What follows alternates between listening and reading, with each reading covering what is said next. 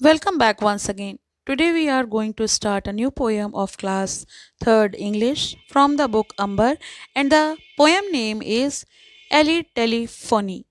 Ellie Telephony जो एक कविता है, ये लॉरा एलिजाबेथ रिचर्ड्स द्वारा लिखी गई एक मज़ेदार और जीभ को उलझा देने वाली, जिसे हम टंग ट्विस्टर कहते हैं, ऐसी कविता है जिसमें पोएटस ने यानी कवित्री ने एलिफेंट और टेलीफोन शब्दों को बार बार उलझाकर और बहुत ही हास्यपूर्ण तरीके से प्रस्तुत किया है।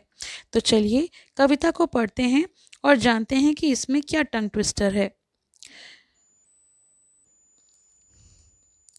Say this tongue twister slowly, then say it fast with your partner.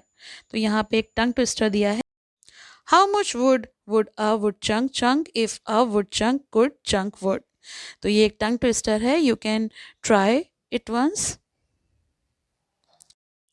As the telephone rings, an elephant goes to pick up the receiver. Does he say hello? Let us read the poem to find out.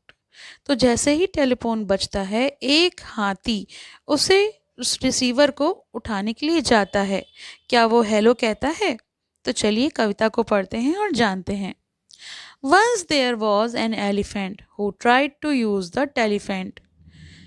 मतलब यहाँ पर एक कविता की शुरुआत होती है हाथी से जो टेलीफोन का इस्तेमाल करने जा रहा है, लेकिन कवित्री के मुंह से टेलीफोन की जगह टेलीफेंट निकल जाता है। ये हास्य इसलिए पैदा करता है क्योंकि एलिफेंट और टेलीफोन मिलकर गड़बड़ हो जाते हैं। No no, I mean an elephant who tried to use the telephone. फिर वो कहती है अपनी गलती सुधारते हुए, नहीं नहीं, मेरा मतलब एलिफोन से है जो टेलीफोन का इस्तेमाल करने की कोशिश कर रहा था। यहाँ पर भी शब्द उलझ जाते हैं, टेलीफोन की जगह एलिफोन बोल जाती हैं।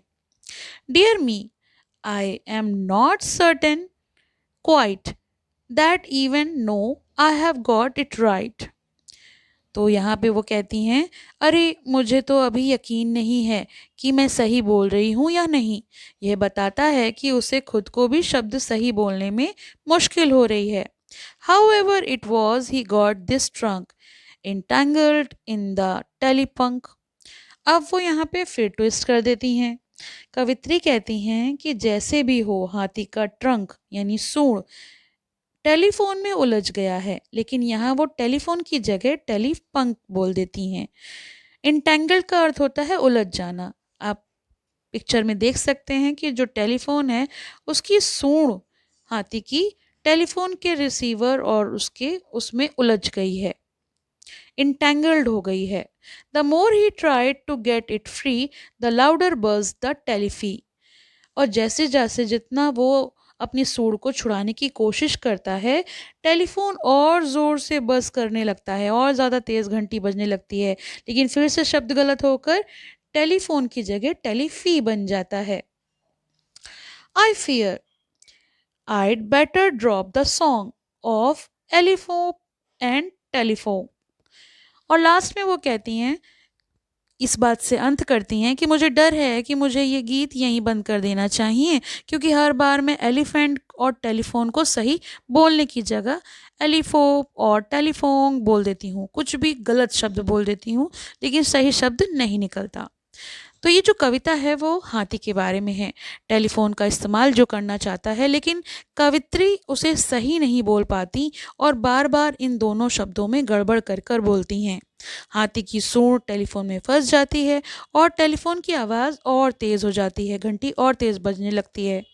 अंत में कवित्री कहती है, मैं ये कविता छोड़ ही देती हूँ क्योंकि उसे सही शब्द बोलने में कठिनाई हो रही है। ये कविता बच्चों के लिए मज़ेदार और जीभ को उलझाने यानी टंग ट्विस्टर है और कल्पनाशील भी है, तो बच्चे इस पोएम को एंजॉय कर सकते हैं। तो ये तो मैंने पोएम आपको एक्सप्लेन कर दी, इसके क्वेश्चन आंसर्स और समरी आपको नेक्स्ट वीडियो में मिलेगी, तो आप वहाँ से देख सकते हैं। पसंद आया हो तो लाइक करें, शेयर करें और चैनल को सब्सक्राइब करें।